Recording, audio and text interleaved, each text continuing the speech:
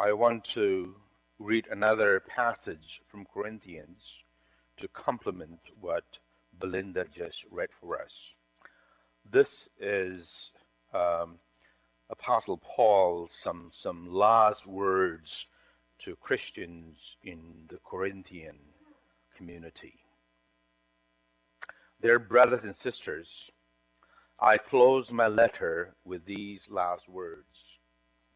Be joyful, grow to maturity, encourage each other, live in harmony and peace. Then the God of love and peace will be with you.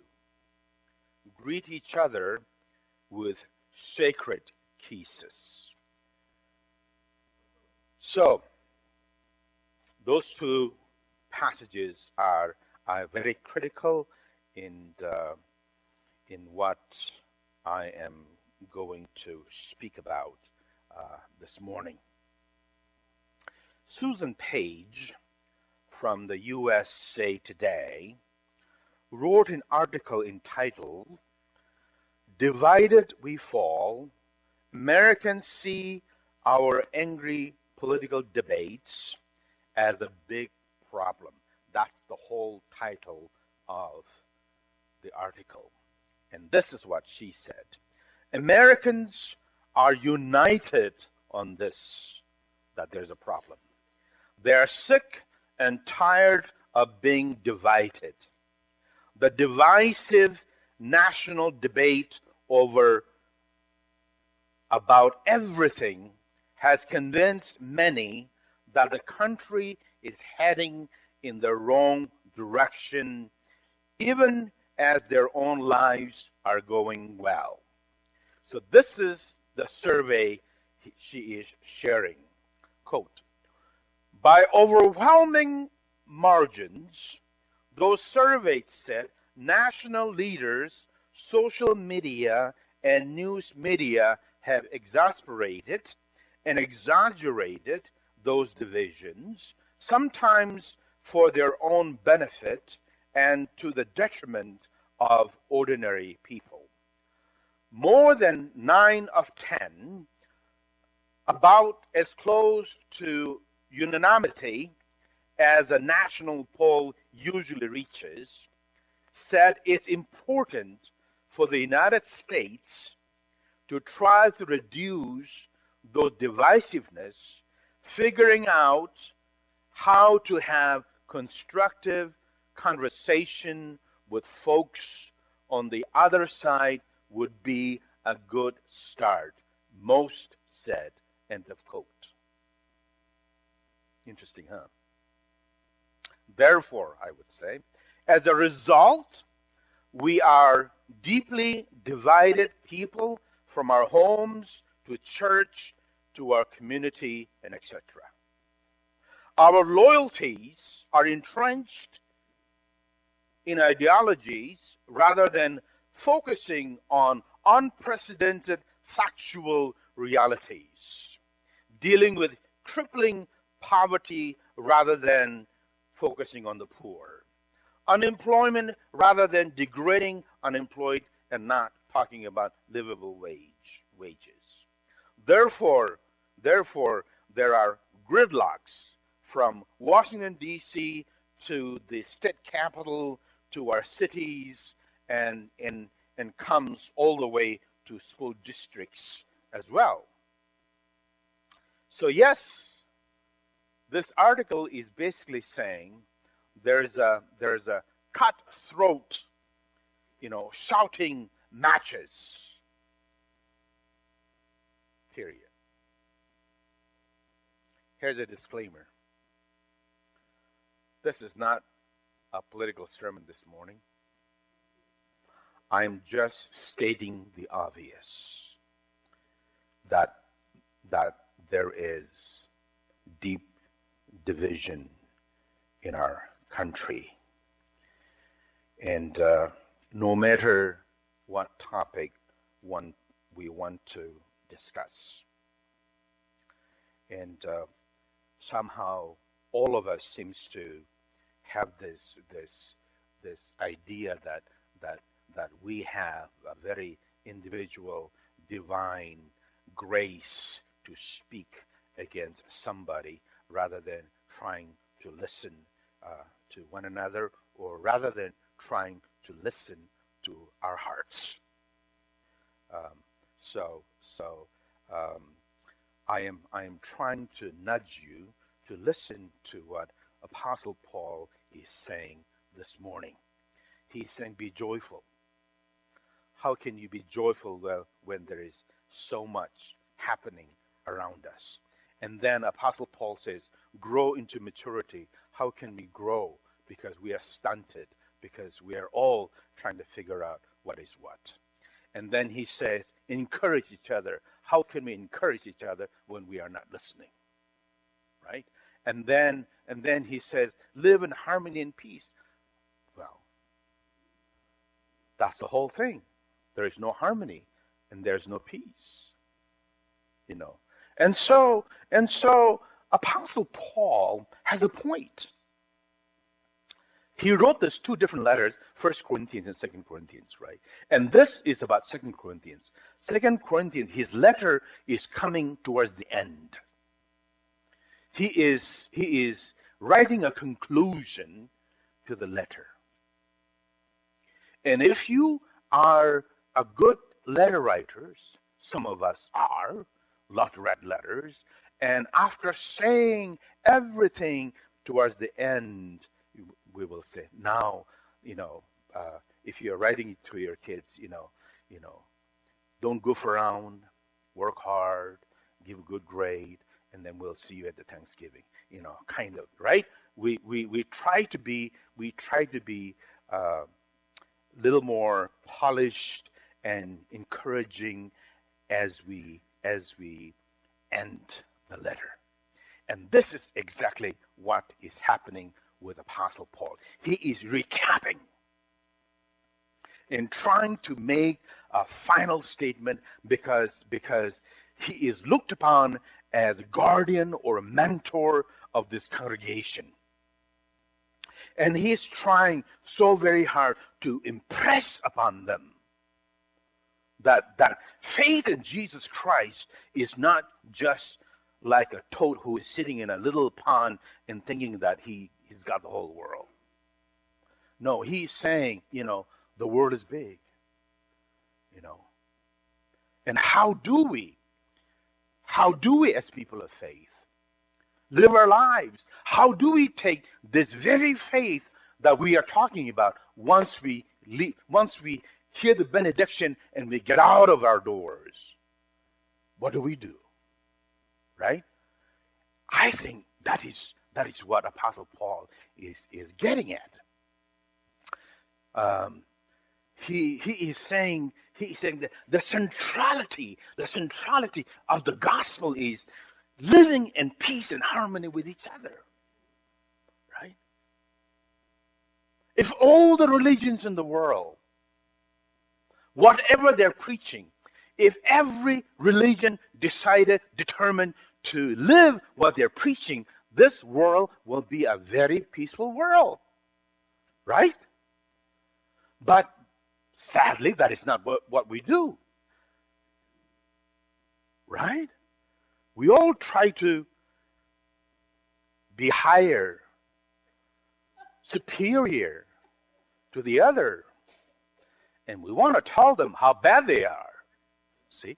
And so what we are espousing, what we try to say biblically doesn't make sense, because what we are spouting is just the opposite of what we are trying to preach.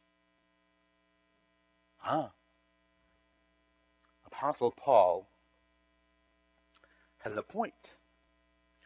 He has a point. He says, when we substitute God with other materials and human status and power and greed, we lose our perspective to live in peace and harmony with one another. That's what Apostle Paul is getting at. Because other things have become bigger than what we are supposed to be. If we are competing, whose pot is bigger than the other, you are really not taking care of each other, because you are more worried about what you will have, what you're going to have. You're fighting to have it. And therefore, all other things becomes unimportant. See? So, Apostle Paul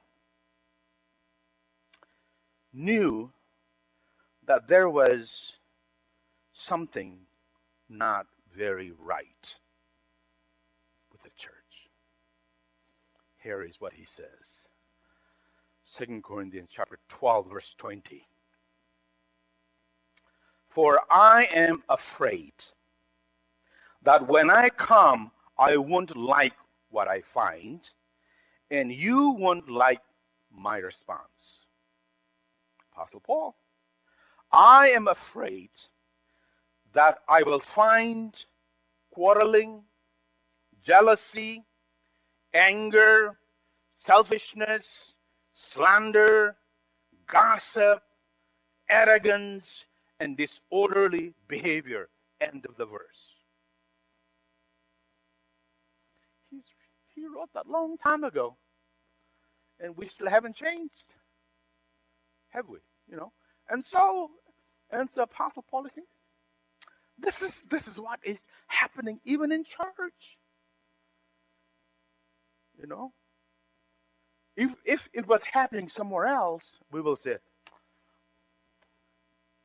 we can say something about it, But then it's happening in church.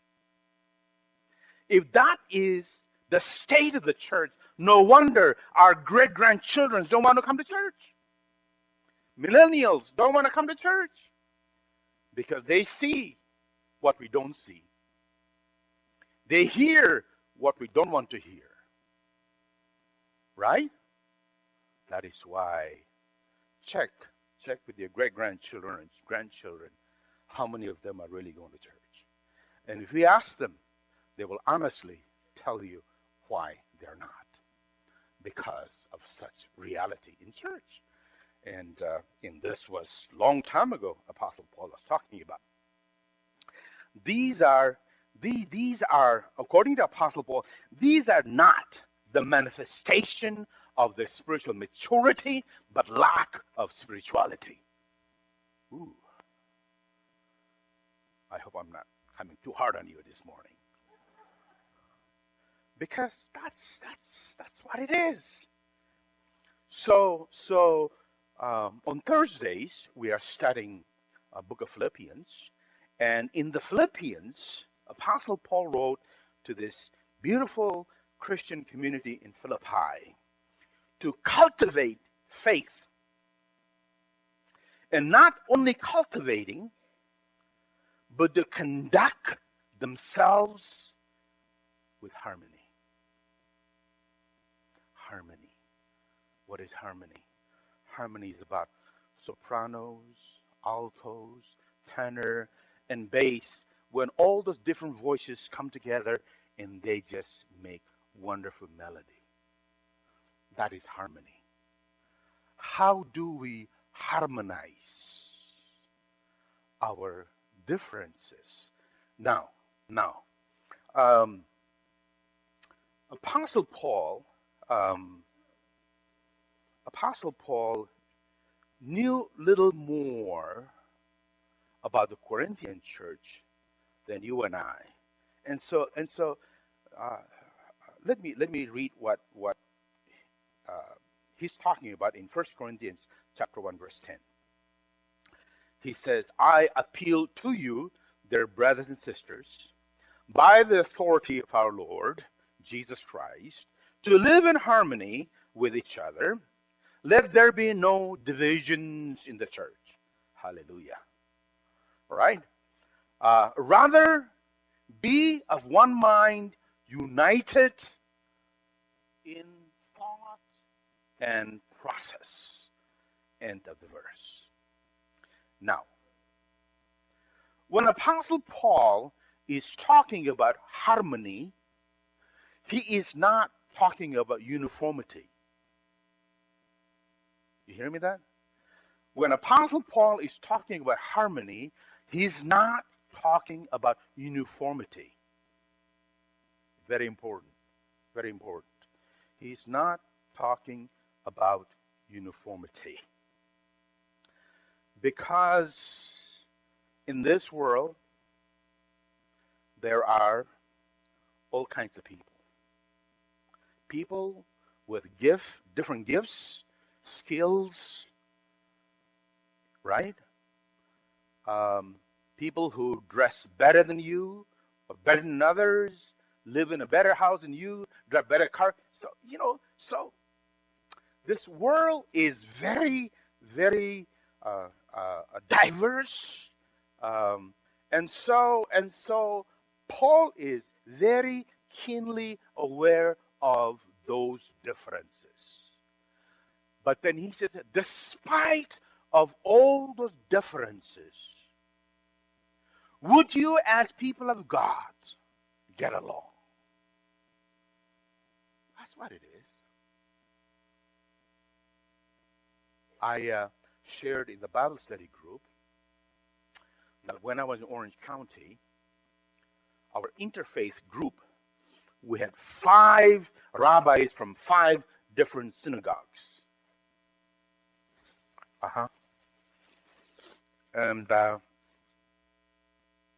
one time, one of the rabbis, we were having some discussion, and then he said, "May I say something?" And of course, it's an interfaith meeting. Everybody, have a right to say whatever.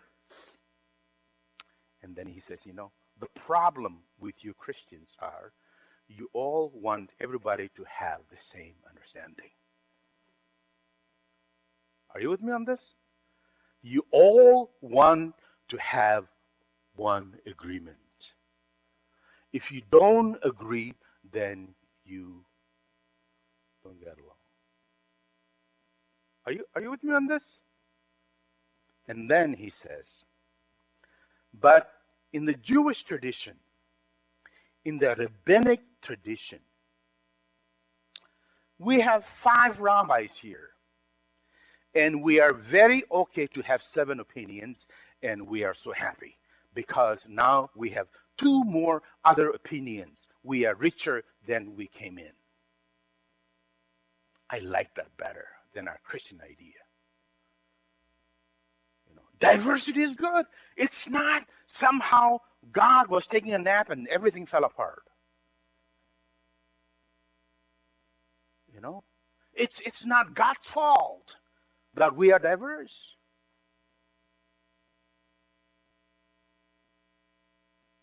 But the idea Apostle Paul is trying to get across is, can we, despite of our differences, have an ability, maturity is the word, maturity to hear each other?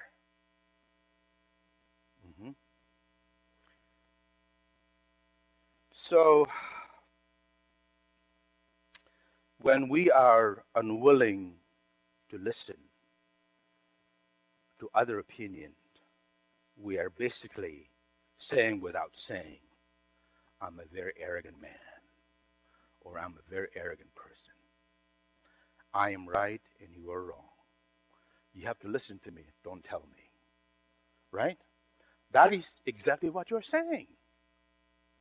I'm always right. God revealed the truth to me, and therefore you better listen to me. Holy moly. So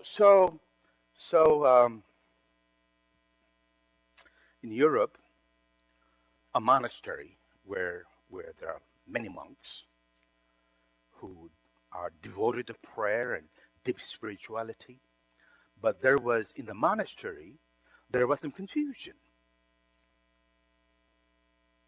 And the confusion got deeper and deeper, and pretty soon everybody is not listening to anybody. They are not even talking to one another because they are just mad at each other. And so one day a rabbi comes up And then, after visiting the monastery, he sensed that something was not right in the monastery among the monks. And as he was leaving, he says, and by the way, one of you is Jesus. He just said, and by the way, one of you is Jesus. And there was pin drop silence. And the rabbi left. And then the monks were pondering. Am I the one he's talking about? And the other one is saying, am I the one he's talking about? And everybody began to assess their lives. If they are Jesus, what they are doing is not good. Right? And therefore, they all started to behave. Because, what happens if I'm the Jesus? If I'm just bad? And so they started to get along. See? That is what Apostle Paul is talking about. Getting along. Seeing each other with the eyes of God's creation. Right? Everything God created is different and beautiful. Just gorgeous. They're all beautiful. And so Apostle Paul is saying, we need to get along and acknowledge each other. Okay, I'm cutting my sermon. So,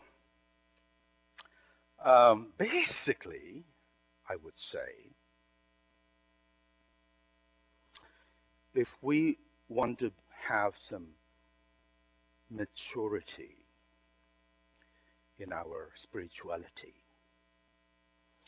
not living in yesterday's glory, but minding our business today about our walk with the Lord. Because tomorrow is a new day.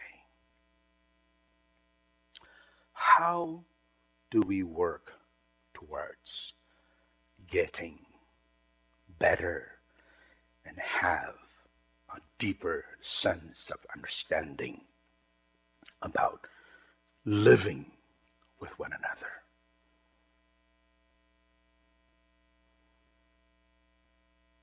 And here is my conclusion. In any 12-step program, whether it's Alcoholic Anonymous, Narcotic Anonymous, Emotion Anonymous, or Gambling Anonymous, the first step is one need to seriously acknowledge that what I'm trying to do on my own is not working. Right? We have to acknowledge my power is not big enough to control the addiction I have. They have to acknowledge that. And then they have to confess to their colleagues. And when they go to meeting, they say to each other, I'm David and I'm an alcoholic. Acknowledgement. They have to confess it. Unless you confess, you are not really serious. And then the third is, once you confess, you surrender yourself to God and to the community. That's a critical word. Surrender. And I think how much are we willing to surrender ourselves to God? Important question, isn't it? Once those things come together, people in 12-step programs, I am not saying 100% success rate, but majority does well. I used to have a church member who went with me to Nagaland, and I asked him to talk to the addicted people, and he was very open. He was at that time 50 years sober. 50, not 5, 50. And then I would ask him, so how long you been sober? He will never ever say 50 years. He will say, I've been sober since this morning, 5 o'clock this morning. And if I can be sober until I go to bed at 9 o'clock, it will be a success. You hear that? He never said, I've been sober 50 years. I've been sober since 5 o'clock in the morning, and by 8 o'clock, 9 o'clock, when I go to bed, if I'm sober, then another day of success. Surrendering, acknowledging, confessing, and surrendering are the important part.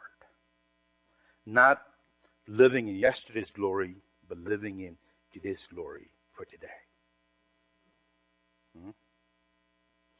And so Apostle Paul, the one Belinda read for us, he says, when I was a child, I spoke like a child, I reasoned like a child, but now when I grew up, I got rid of my childish thing. That means we also need to do that.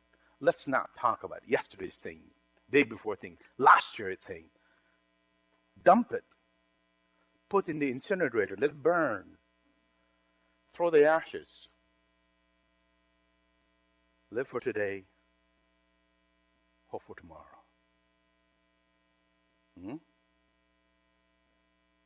Find new words, new language, new thoughts.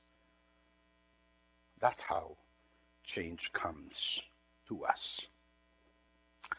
But we also live in a very difficult world, and therefore I have 3 things that I want to say to you. Some very practical advice.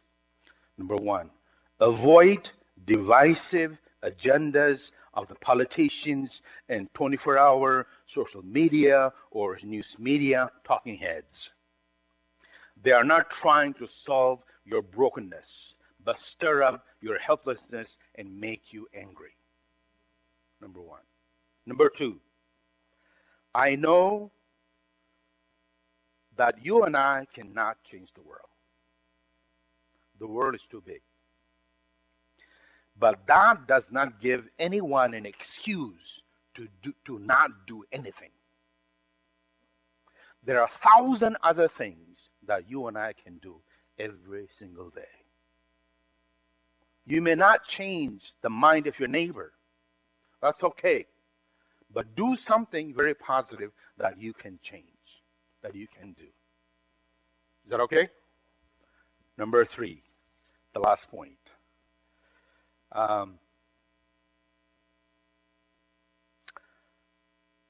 I find no biblical basis anywhere in the Old Testament or New Testament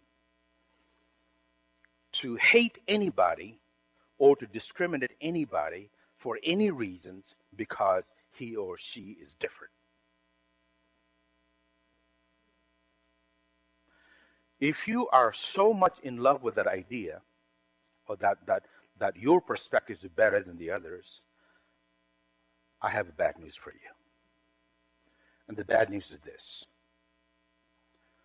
When you go to heaven, you will not enjoy heaven. You know why? Because the whole world will be there. People from all countries, all nations, all ethnics and tribes will be there. And if you don't like people on earth that is diverse, you will not like them when you see them in heaven. And so you will be very sad and mad at Jesus, and heaven is not going to be heaven for you. And so, I'm telling you, change your mind today before you leave this church. Amen? That's it. I am done.